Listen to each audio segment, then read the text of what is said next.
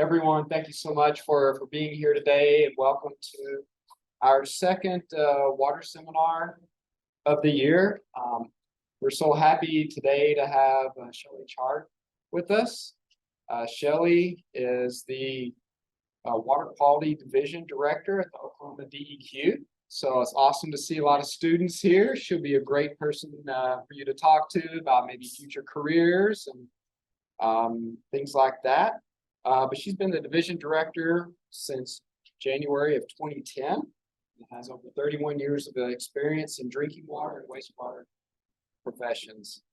So today she oversees drinking water, wastewater, stormwater, water reuse, and operator certification.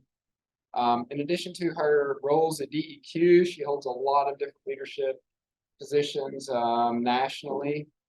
She's been part of or served on the Association of Safe Drinking Water Administrators, the Groundwater Protection Council, the Association of Clean Water Administrators, the Oklahoma Water Environment Association, and the Water Environment Federation.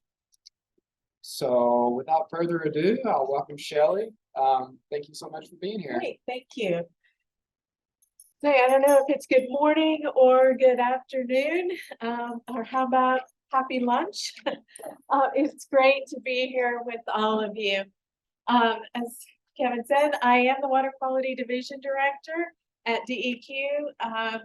Kind of the way I describe it to most people is if it's wet and it's not a hazardous waste, I probably have at least a finger in it. DEQ does oversee the large percentage of the water programs for the state. So it's very exciting to be here with you. What I want to talk about today may be a little different than what you think about, water, classroom, university.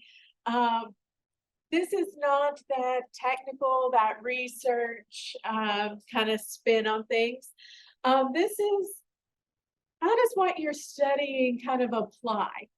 And how does water fit in the world overall? So when I talk, sometimes I tend to wander. So Sierra, you can just point me back where I'm supposed to be. And so let's go ahead and get started. We talk about the circular water economy. Okay, so I just want to do a brief introduction for you. I want to talk about the role that water plays in our economy. Sometimes we talk about it in terms of, well, it hasn't rained, we don't have any, so it must be a drought. Or we talk about flooding, we talk about severe weather. You know, we're all in Oklahoma, we know how that goes. But we don't really talk about how water impacts so many different things that we do all the time. Water resources planning, you know, sometimes we plan in our own little world, we plan in our neighborhood, our city, our community. But I want to talk about kind of an approach to holistic water planning.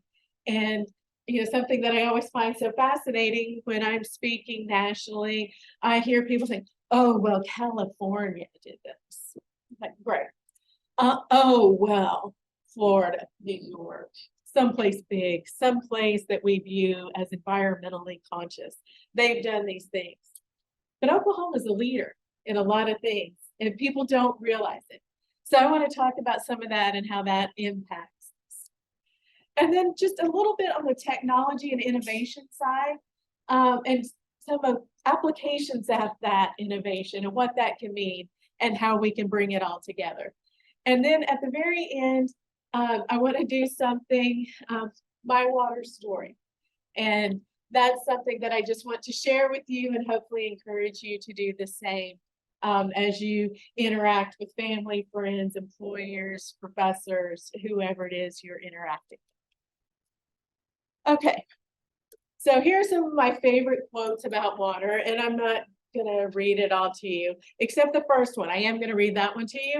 And that is, we forget that the water cycle and the life cycle are actually one. And this is a quote by Jacques Cousteau. Okay, it just hit me. Okay, how many people know who Jacques Cousteau is? Okay, those of you who are less than 35, Google him. He was a great underwater explorer and made a lot of contributions to how we understand the role of the oceans and how that plays in with our everyday life. So that could be your homework. Just, read a couple of paragraphs about him. Another one that I like, I'm afraid to even ask, anybody know who Audrey Hepburn is? Okay, there's a few more of you. Okay, water is life, and clean water means health. And so often, we talk about looking through our own lens of, well, we're kind of having drought, so we're trying to figure out water resources and how are we going to manage that. But we forget that even in the United States, there are people who do not have safe and adequate clean water and sanitation, and their health suffers from it. So this is just a reminder. High quality water is more than just the conservationist view. You've got to have quantity and quality for health, recreation, and economic development. With Congress recently, some of the bills we've heard that have passed and the infrastructure funding, the bipartisan infrastructure law, words used, unprecedented, once in a generation investment in our infrastructure. Absolutely, critically important. Water plays a role in all that we do with our infrastructure. Okay, this is my firm grasp of the obvious. This is what we think of when we hear about the water cycle or hydrologic cycle. We learned at least a version of this starting in elementary school, middle school, high school. We talk about it in basic science classes in college. It's very important. But I would suggest this is one version of the water cycle. And really what I want to focus on with you today is this version. And that is the production of safe drinking water, whether that's high quality groundwater we're drilling, we're drinking with minimal or no treatment, or maybe it's treating surface water through conventional treatment. Maybe it's desalination, but it is some kind of treatment to produce safe drinking water. Well, the next part of that is we've got to treat that water. We use it for industrial purposes. We're using it for domestic purposes. We're drinking it. Unfortunately, we're still doing a lot of watering our lawns with it.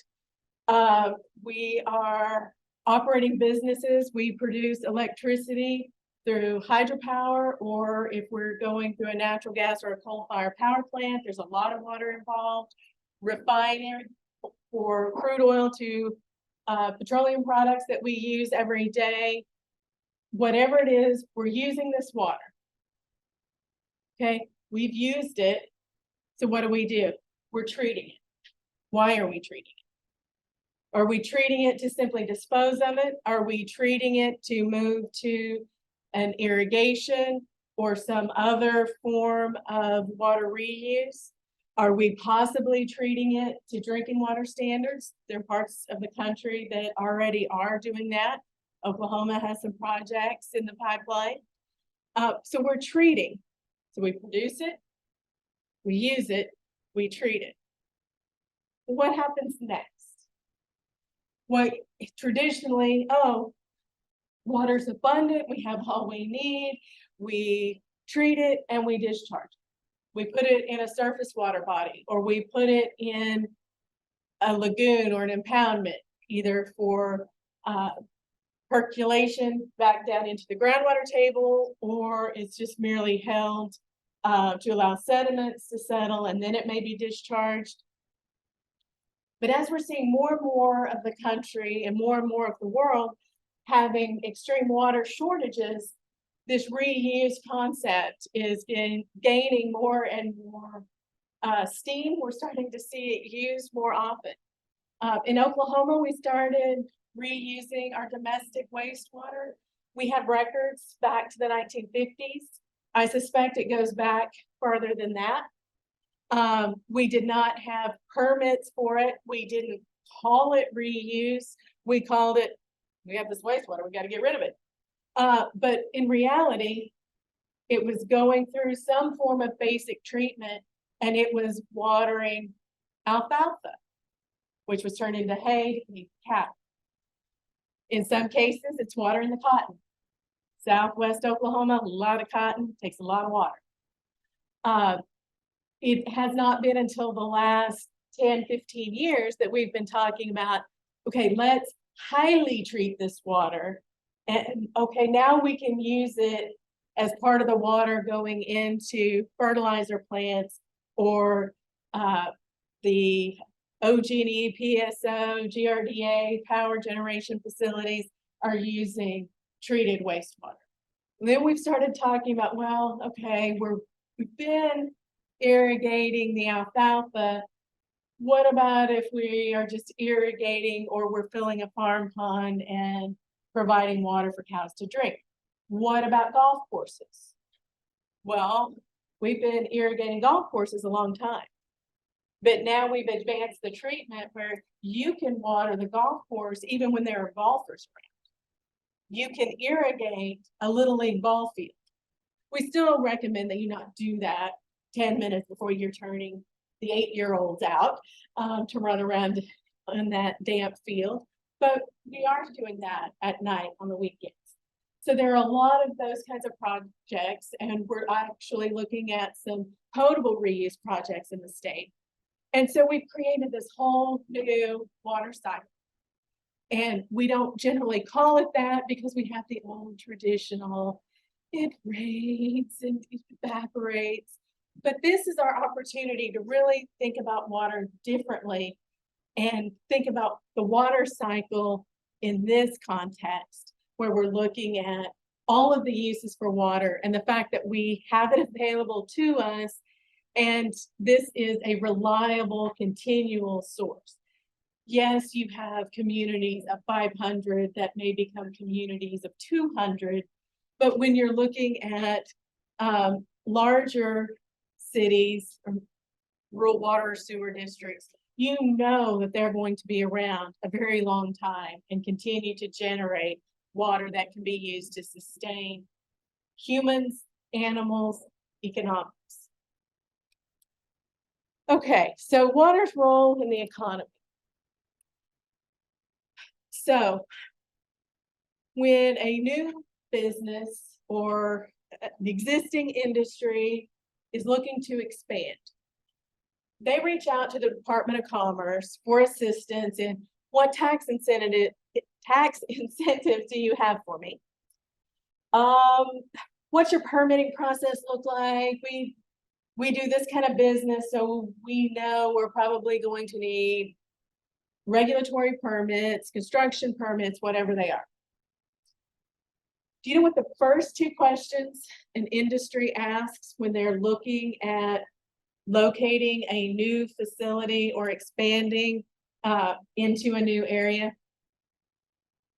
First question is generally, how much land is available? This is what we think my footprint is. What does that look like? What can you give me? Where are areas in your state that can accommodate my footprint? That's pretty reasonable. That's pretty logical. Yeah, I got to be able to build my factory, my warehouse, my whatever. Second question. Any guesses? Why am I here? It's water. Do you have this amount of water available for my process? Or for the kitchens, the restrooms, the whatever I need in my building, do you have that amount of water available to me? How are we going to treat my wastewater?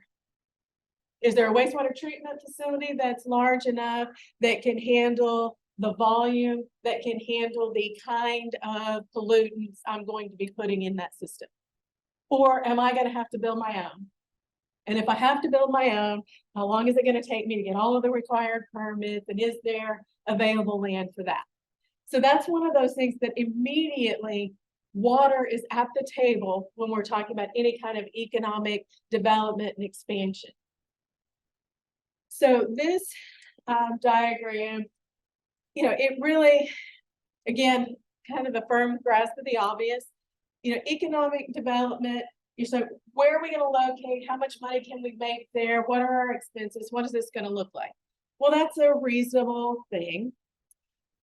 But then the questions start on, you know, our other facility is located wherever and there's water and there's lakes and there's recreation and there are activities.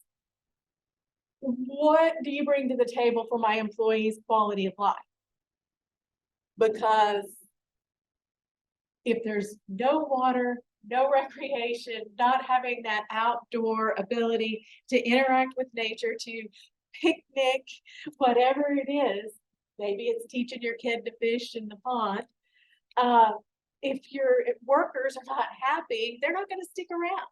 They're going to find someplace where they can have that quality of life.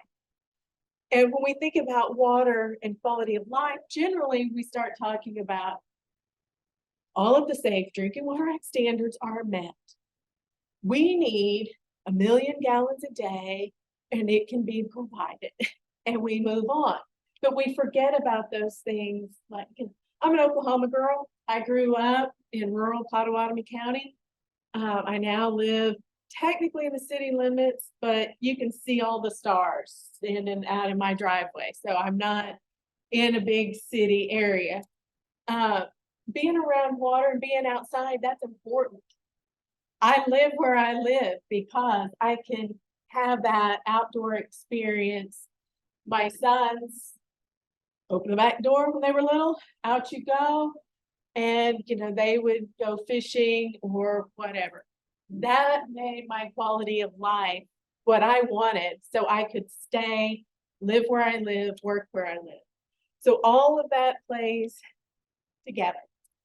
And then, of course, there's the big issue of water and sanitation. We have to have safe and adequate quantity and quality of water. If we don't, we're not very healthy. We're not prosperous. If we're sick, we're not going to school. We're not going to work. All of this comes back to what role does water play? How do we keep that safe and adequate quantity and quality? And then you have the wastewater side. We don't just open up the back door and toss out whatever wastewater we've collected in our home. We don't do that. There are still places in the United States and certainly around the world where that's how they manage their wastewater because they don't have any other options. If any of you read the book, The Ghost Map by Stephen Johnson? Okay, highly recommend it.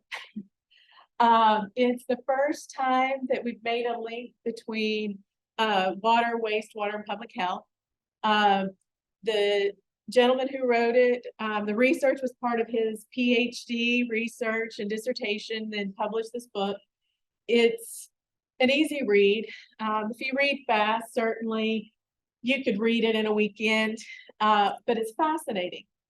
And it's the 1860s, and it was the cholera outbreak in London, and it's how they figured out that it was the wastewater that was causing this illness. Spoiler alert, I'm going to give away what I'm a water nerd, but I have also worked in government for 31 years. You know how you solve a problem like disease and death? If you're the government, you have a parade and declare the crisis over. And that's what they did. So it was a doctor and a minister that actually figured out what was happening and made a huge difference in the life, really, of all of us.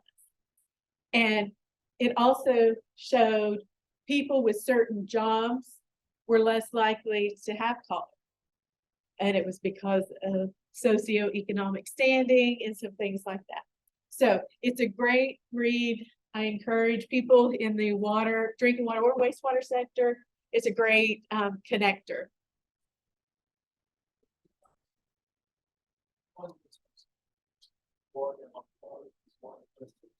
We all do. We all have the responsibility to address all of these issues. For government entities, there are the things that we do around regulation, but there's also the public policy aspect of it, where you have the water experts and the finance experts, business industry, municipalities coming together to talk and figure out what makes the most sense. What can we do to make our communities more healthy, more livable, more enjoyable? So we all play a role in it. Absolutely. Something that sometimes we don't think about, wastewater is waste. It's in its name. But we're trying to change that. And it's because there are so many things that you can recover from municipal wastewater. One of the most obvious, which unfortunately, because of PFAS and those compounds, we're hearing a lot of potential concerns and impacts from the use of biosolids as a fertilizer. Biosolids are the solids that come from the treated wastewater. It's not just the solids that come in at the front, it's actually treated. Almost 2 million tons of biosolids are land applied in the United States every year. Provides nutrients, both nitrogen and phosphorus. Farmers are paying their local utility, municipal or rural water or sewer district instead of buying expensive commercial fertilizer. It's not the end all be all by any means. And certainly we see different compounds in that biosolids mixture that's applied, that we need to make sure that we're adequately testing and reviewing that data, not over applying, not creating runoff issues. But that's something that is incredibly beneficial, has been for the last 30 years. We're seeing more and more metals that are being recovered, depending on where you are. Lithium is the big one, because lithium batteries. We're seeing electricity that is generated, not just the hydropower, which is, water and electricity, that must be what we're talking about. While that is absolutely a significant source of power, we also have at our municipal wastewater treatment plants, there are many utilities across the country, 2 or 3 of them here in Oklahoma, that are taking the gas that's coming off the reactors that are treating the solids to create the biosolids, and they're uploading that electricity to the electrical grid. There are plants across the country that are actually putting more into the grid than they're using. So it is a net positive situation. They're paying for the wastewater treatment with the electricity that they're generating. So there are a lot of ways that water is contributing to our economy that we don't necessarily think about. It's just, oh, it's a treatment plant. Yes, but it's also an electric generator, and it's also a fertilizer producer. So there are a lot of things that happen there. So water treatment equipment manufacturing. This is something that, I find kind of interesting. This one sector of business is contributing over 58 billion with a B economic impact. They are hiring workers, they are producing the treatment equipment, they're selling that equipment, which now we have salespeople, not just manufacturers, and they sometimes are trainers because they're training operators and facilities how to use that equipment.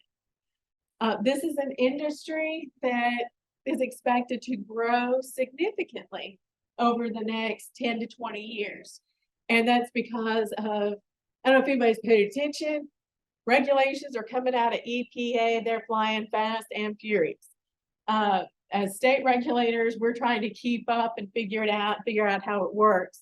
But it's a trickle down, because it's going to be those water and wastewater systems that are going to have to use advanced treatment to meet some of these new rules. A lot of talk about climate change. There are those that say, no, no, no, it's not climate change. We don't know that's a bad word. We're not going to say that. But you can call it what you want. You can call it a pineapple for all I care.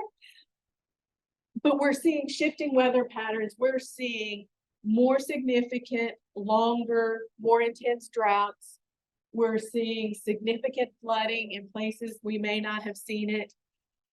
So we know we are dealing with changes in our water cycle, and all of the other areas, ultimately it comes back to water, what's happening. In Oklahoma, a former Secretary of Energy and Environment said in a conference, and it has stayed with me forever, and that is, in Oklahoma, drought never ends. It's merely interrupted by periods of flooding.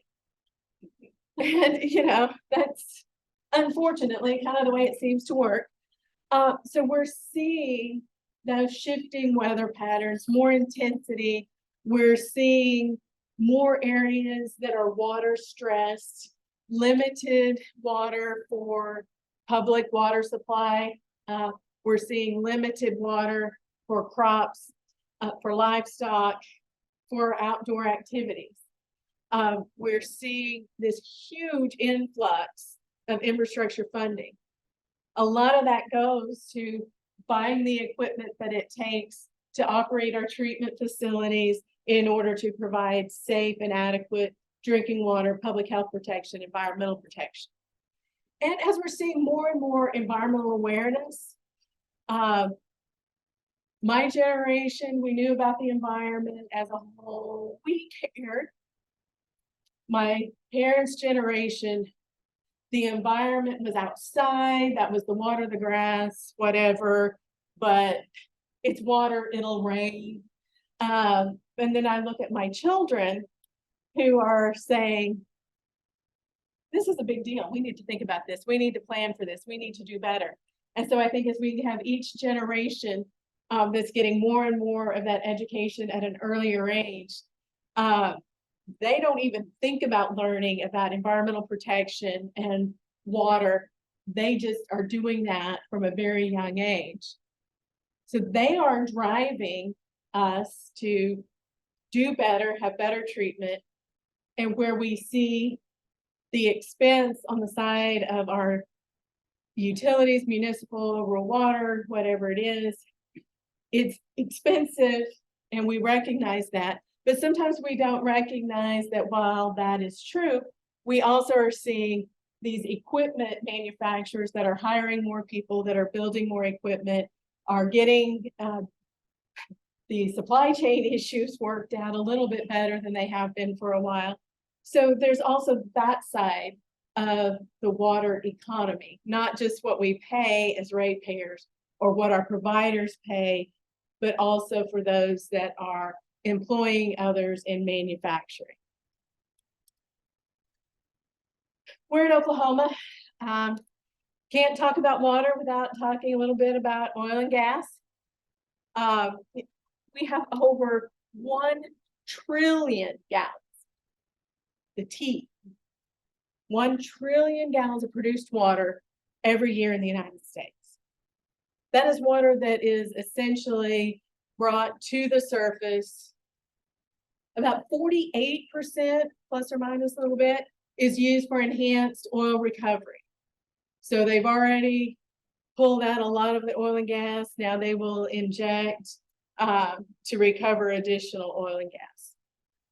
About 47, 48% actually gets disposed of through underground injection control wells.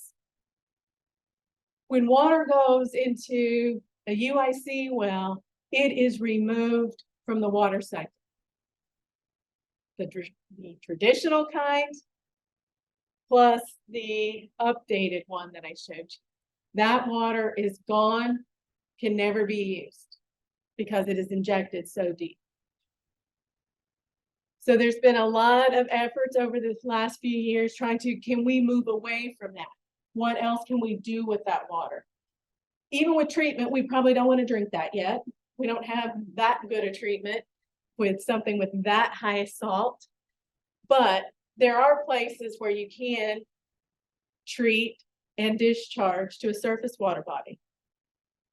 Wyoming in particular has done a lot of this. They use it primarily for wildlife, keeping water in certain streams that if it did not have this water being discharged to it would be dry or would be very low. We're seeing about 1.5% of the water that's used actively in an oil and gas field that's used over and over and may be used for other industry around that area. We hear always about, oh, there's this huge oil spill, oil and gas spill, there's a problem, which yes, those things happen and yes, they're a problem. But really when it comes down to it, only about 0.5% of all the produced water that comes to the surface is part of any spill that occurs. So that's kind of encouraging. Okay, gonna shift gears a little bit. When I started, made a comment about, oh, well, California is doing this, and this is how California does it, and this is how Nevada's doing it, and this is how New York is doing it. Well, Oklahoma is the first state that really had a true comprehensive water plan.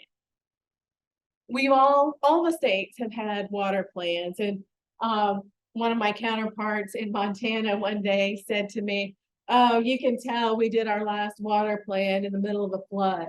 All our water plan talks about is how we're going to manage all this excess water. We haven't had any excess water in 15 years. And I was like, yeah, our old plan was all about drought. We didn't talk about flooding because at that time we were just in a drought and been in a drought. For those of you who were in the state and paying attention to state politics and bills that were passed, we had a bill passed that said we would use no more fresh water in 2060 than we did in 2010. That's 50 years. We're not going to use any more fresh water, but we're going to continue to protect public health. We're going to continue to protect the environment. We're going to continue our economic development. How in the world do you do that? Water reuse. Thinking differently about water. So for the first time, produced water was an active part of the conversation. This water maybe someday could be turned into drinking water, but it can be turned into other water that we can use, whether it be in an industrial process, an irrigation process, many of the other non-potable purposes. We also, for the first time, what Oklahoma calls marginal quality water, which is elevated TDS. Can we do some kind of treatment, RO, ion exchange, that where we can get this marginal quality water to be part of our water cycle, to be part of our potable drinking water. It's marginal quality, not because it's incredibly contaminated. It has a high TDS, high salt content. So what can we do? We also have focused on water loss.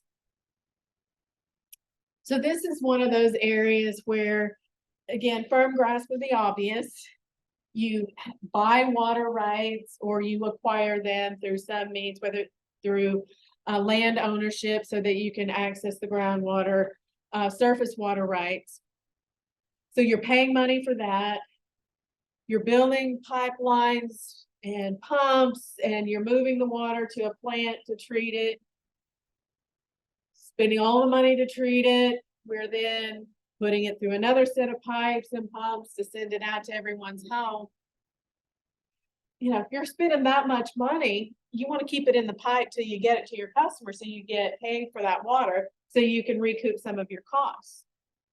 Well, what we found, well, worst case scenario, we had one that was over 80% water loss. So 80% of what they were spending, they're sending this water out, and it's coming out of broken pipes, bad joints. In this case, it was, the new mayor's brother-in-law had been laid off from the oil and gas business, and he could lay pipe, so he gets hired to lay the pipe, but the joints weren't sealed properly. And within about 18 months, it was leaking like a sieve.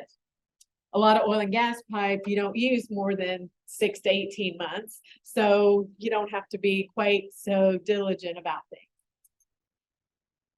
The target, we try anybody that's under 10% is usually pretty good.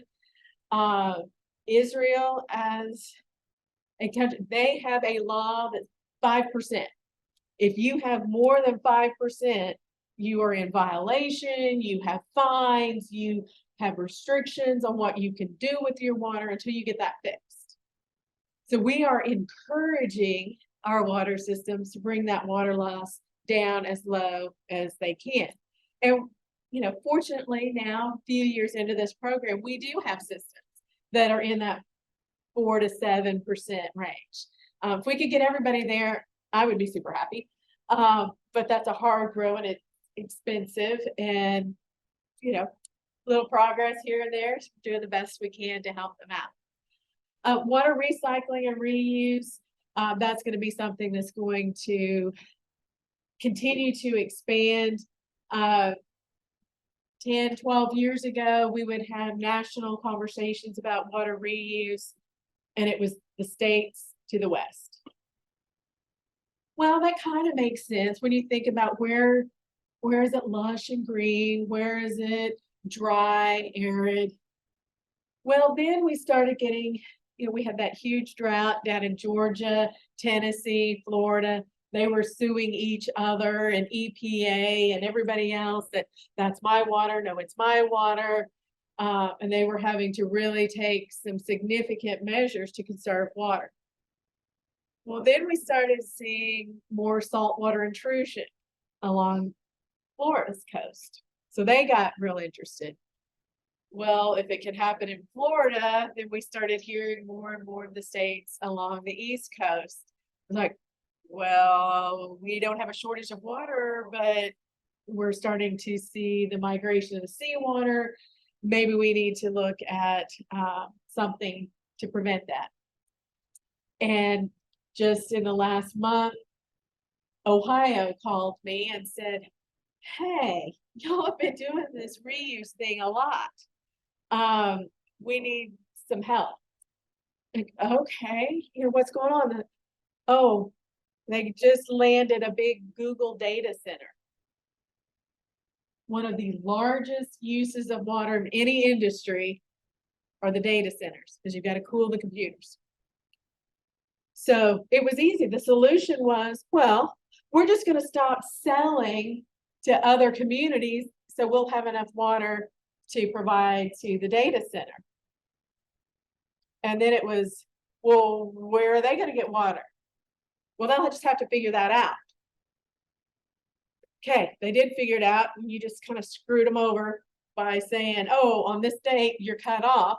So now it's, okay, how do we add in these other water resources? How do we recycle more? How do we move maybe even as far as direct potable reuse, but certainly indirect potable reuse? And how do we balance? So that all becomes very important. So talk just briefly about technology and innovation. Research obviously is really important. We want to make sure that whatever new system or new approach we take is safe, it's reasonable, it's appropriate, it's protecting public health, it's protecting the environment. And we always tend, as a group of humans, we go, oh, new technology, I can do it. faster, bigger, whatever it is. It's totally brand new, that's great. But sometimes we can just update some of our old tried and true technologies, and they can be very effective. And that's something, that we see as we have new contaminants that EPA is regulating. How are we going to deal with all of these new contaminants? Well, we can't keep chasing every new contaminant. How can we deal with a class of contaminants that behave the same way? And how can we bring some of that technology? Maybe it's just amp it up a little bit, maybe it's just operated a little differently and still get a lot of that treatment. Because, we always talk about, oh, EPA set a new standard. Okay, we're protecting public health, we have a new standard. And, my standard line on that is, it's great that there's a new standard, but new standard doesn't mean anything until it can be implemented. Be implemented by large and small systems. That's how you protect public health, not by setting the standard, but by implementing that standard. And so many times we see very smart, very well-meaning consultants come in and, oh, we've designed you this treatment plan and it will meet all of the standards. All you have to do is operate it. And it's the same operator who was doing the best he could to keep a very basic, low-tech system operating.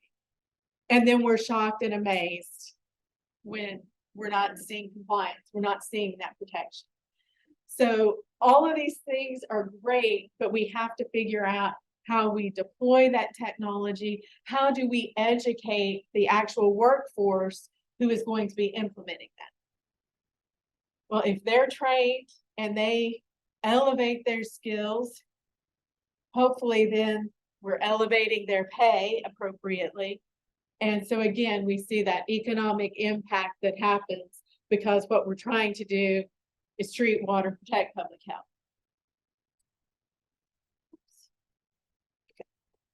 Aquifer storage and recovery, managed aquifer recharge. These are things that have been around forever. However, we're seeing them play new roles. We're seeing aquifer storage and recovery where we may be treating a wastewater, we may be treating stormwater. We're injecting into a groundwater aquifer and we're going back to get it either at the same point or slightly down gradient. Managed aquifer recharge, we're seeing a lot of that, the Ogallala, so much water coming out, not very much going in. There's a lot of talk about how can we do some kind of managed aquifer recharge. Of course, that gets very complicated because what Nebraska does and Kansas does and Oklahoma does affects Texas, and just, we all affect each other. So how do we manage? We're also seeing more and more managed aquifer recharge to help with saltwater intrusion or plume movement.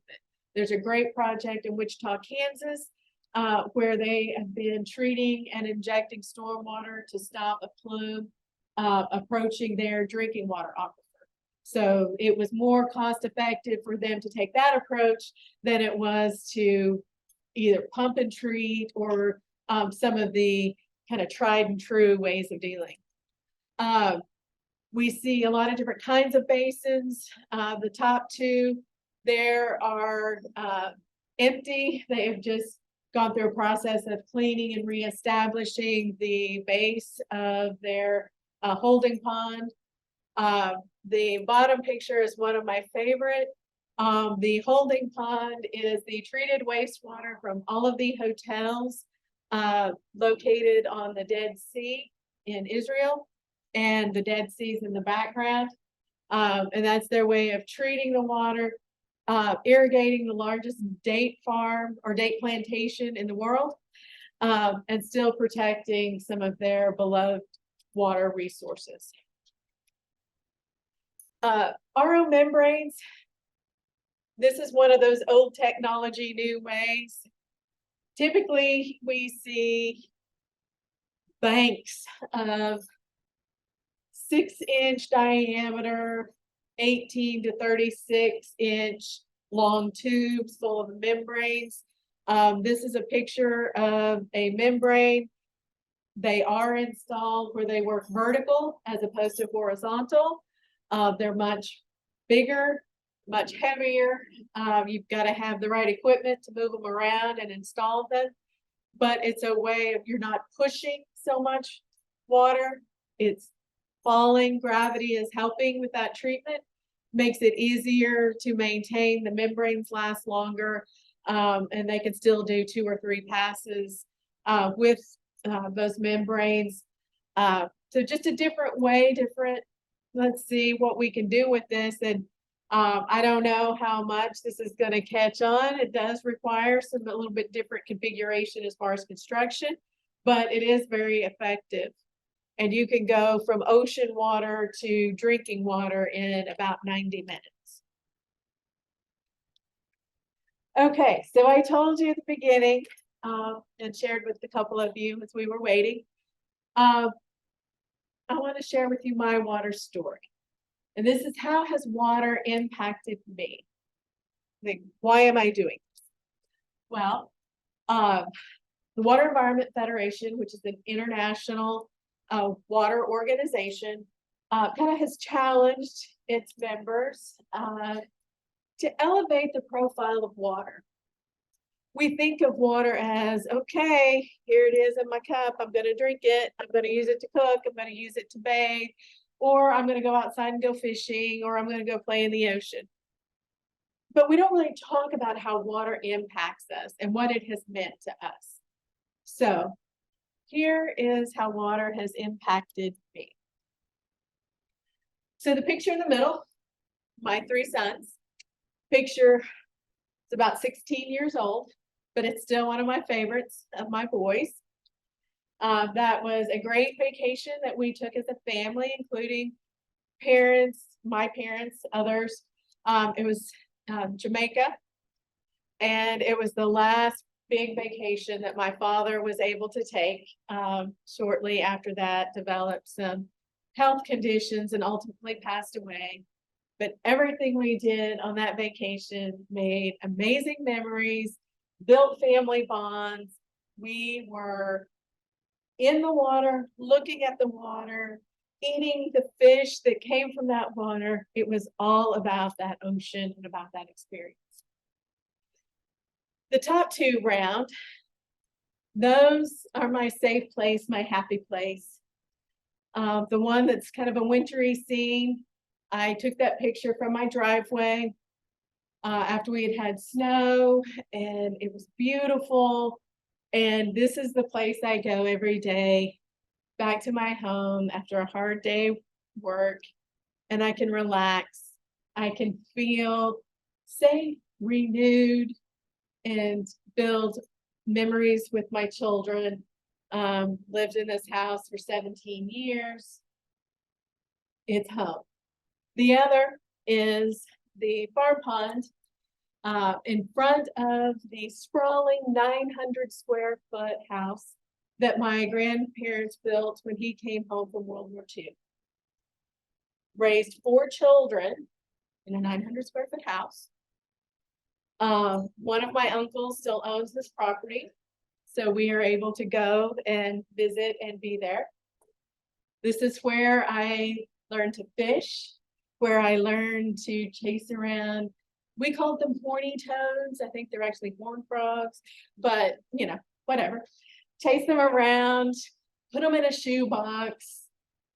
We'd go home. My grandfather would take them back to their real home.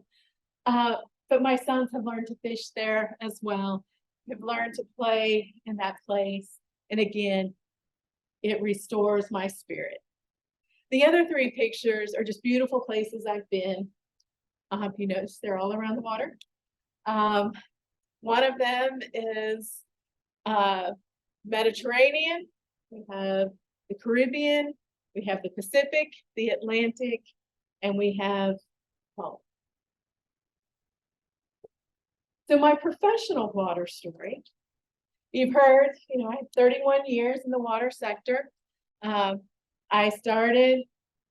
was 22 years old.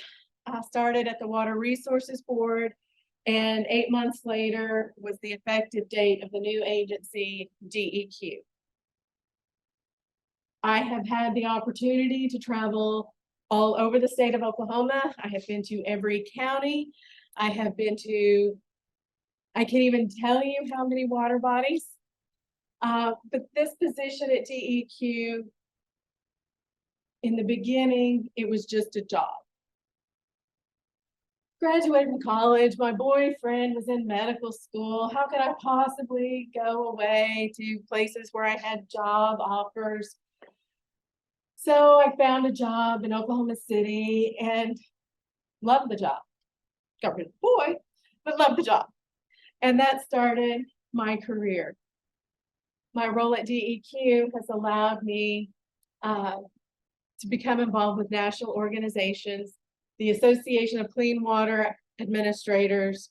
These are the state regulators across the country that deal with all things Clean Water Act. That was my first opportunity to make an impact on a national level and to learn so much from others like me in the other states.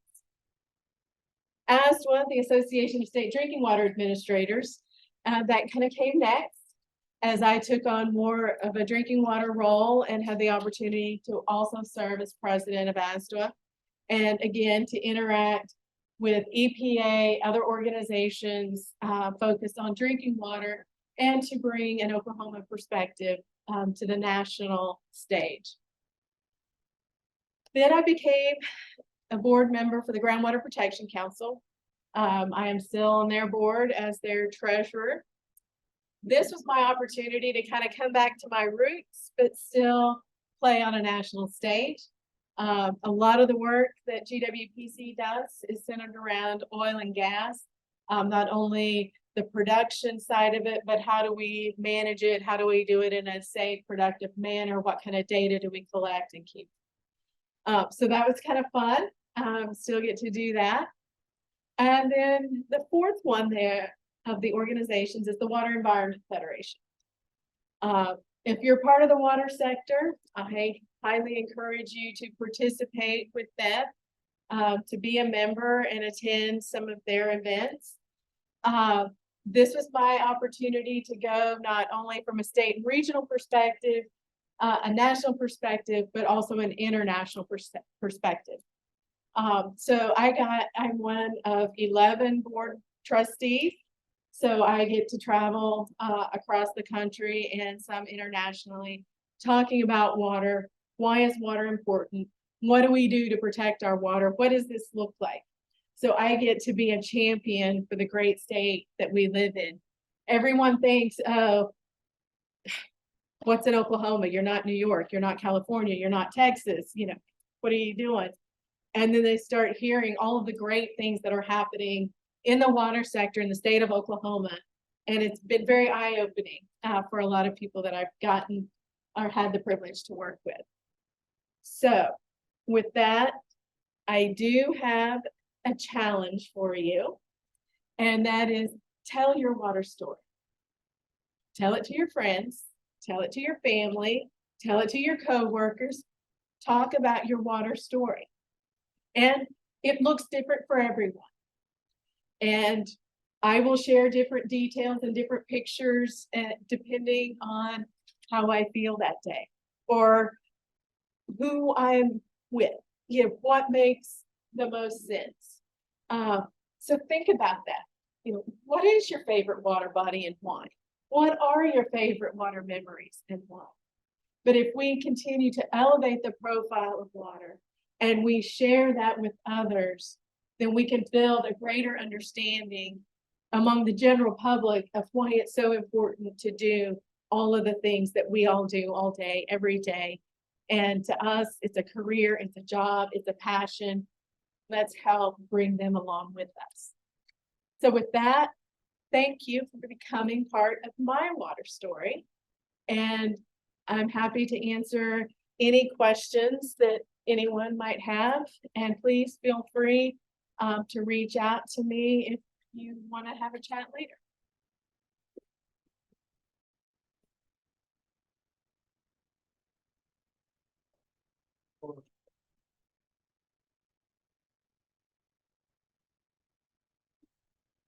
Sure.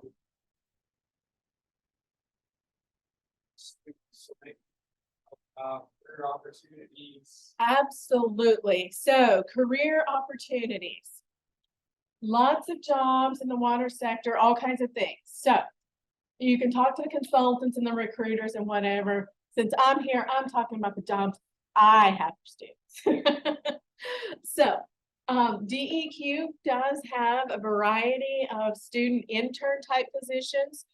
We can work with students around class schedule. Our students typically would not work more than 20 hours a week. It can be, as little as about 10 to 12. We have all kinds of engineering, environmental specialist type positions. We constantly are hiring somewhere in the agency. We have about 600 employees at DEQ. We, of course, the water quality division, we have 138 positions. We're requesting some additional positions based on our workload. There are other divisions, the lab. We also have our environmental complaints and local services division, which are kind of our field staff. We also have an air quality and land protection divisions that would hire anyone with a science degree or any degree with at least 24 hours of science. Okay, you're saying, well, student, it's September, this is not the time I'm looking for a job. You can go to, there's a state website, okcareers.gov. If you type in any of in the search bar for position types, if you'll just type environmental, you will get lots of job families, and then you can see what the openings are at DEQ and other state agencies. But if you do have an interest or at least want to have a conversation with somebody, you can get with me and I can get you talking to people who actually do the kinds of jobs or HR to figure out what the process is. But you can always ask Dr. Wagner and he can get your information to me or get us in contact. Question in the chat, which industry is the largest water user? Which industry is the largest water user in Oklahoma? We do have a data center up in Pryor. That's a pretty significant water user. Traditionally, probably the biggest water user as I stand here today is probably the medical or other marijuana growers. They use an unbelievable amount of water. They can go in. We've seen a lot of illegal tapping into a rural water district and find, the rural water district is out looking for leaks because their usage went up 80% in a week period. So that's pretty significant. So I think those are probably the two. Yes.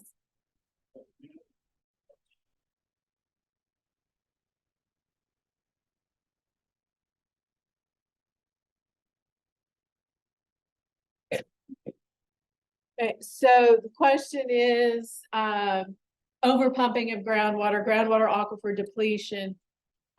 It's been happening for a very long time. I think we started really paying attention and really trying to figure out what was happening, what can we do about it for the last 10 to 20 years, at least in Oklahoma. That's when we really started talking about it, focusing on it. Here, what we're seeing or experiencing is the early part of that. We're recording and noting that the Ogallala in particular is really dropping. We're seeing changes in the water chemistry in brain left. Central Oklahoma Aquifer, Garber Wellington. We're seeing some shift in the chemistry as that water level is changing, and water coming out, water coming in looks different, acts different. When we look across the world, just go to Mexico as an example. There are buildings in Mexico City that are sinking because there's been so much groundwater depletion, and we're starting to see the soil settling. All of these probably be considered new or modern challenges, although we have to be honest about it. And, you know, we've been watching it, seeing it, talking about it the last 20 to 30 years. Okay, one more. Do we have time? Okay.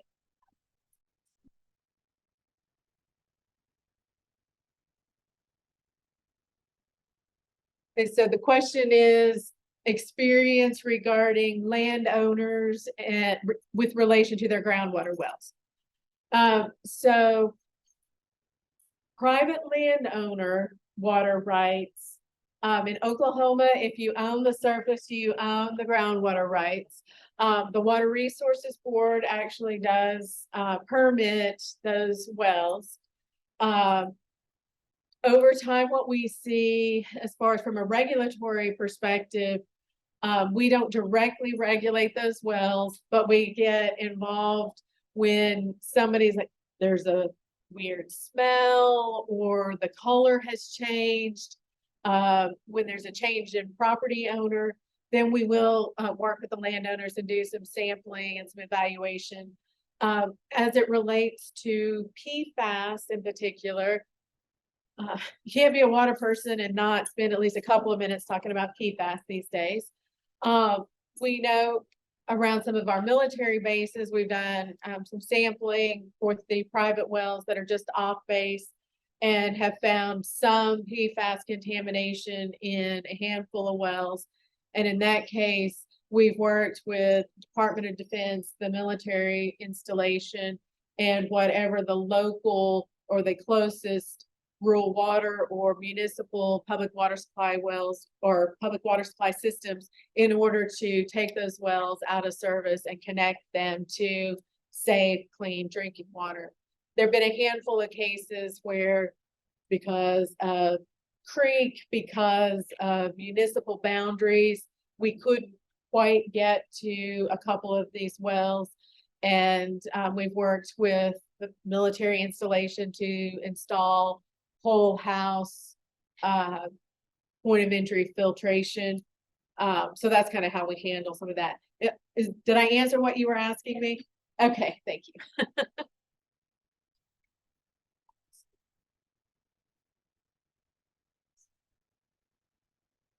I'm sorry.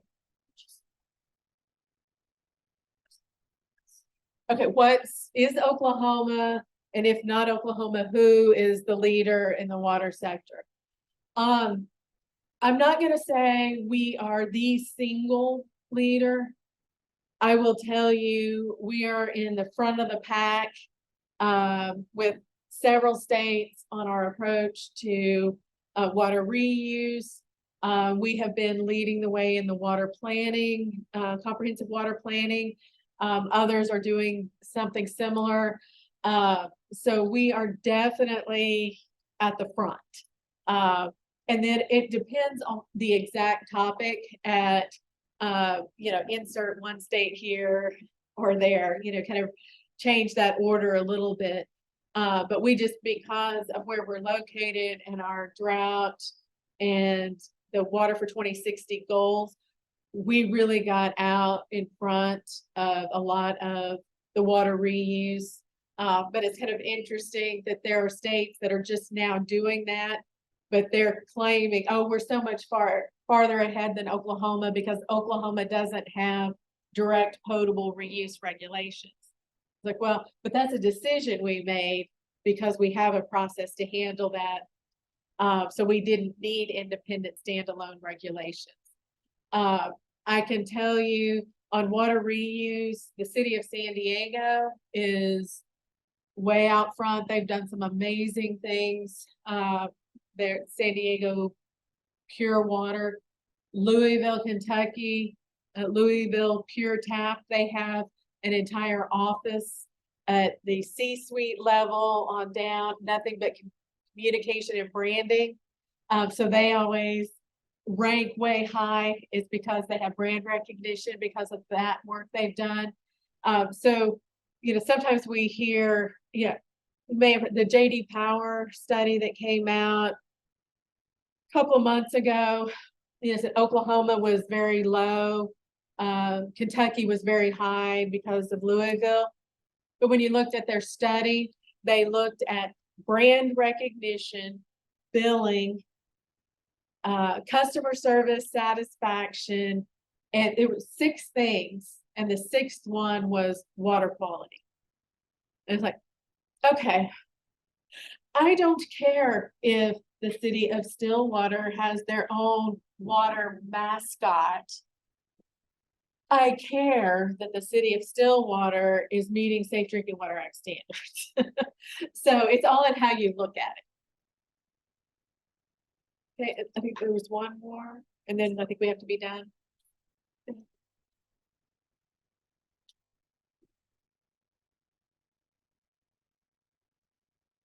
Okay, so regulations related to rainwater harvesting.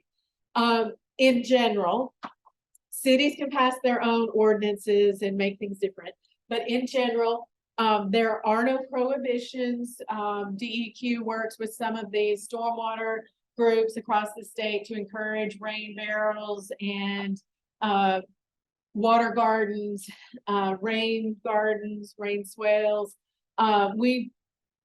We are very much supportive of that, and you know, kind of put our money where our mouth is. We sponsor activities like with the home builders and home and garden shows and things like that to encourage at least rainwater harvesting to a certain extent.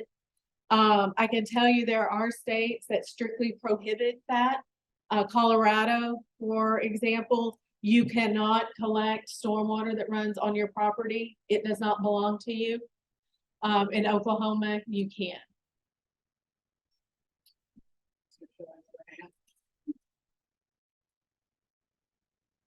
Hopefully you stick around for a few additional questions Absolutely. later. There is a class that comes in here at 1:30, so they asked us to vacate by 1:20. But there's a big area right outside if you want to visit with Shellie a little bit longer. So we do these once a month. Next month, October 19th, from 12 to 1, we'll have Jorge Gonzalez Estrella from our own Civil Environmental Engineering Department here, talking about microplastics research. So it'll be a very interesting topic. So thanks again for being here, and thanks again, Shellie. Enjoyed it.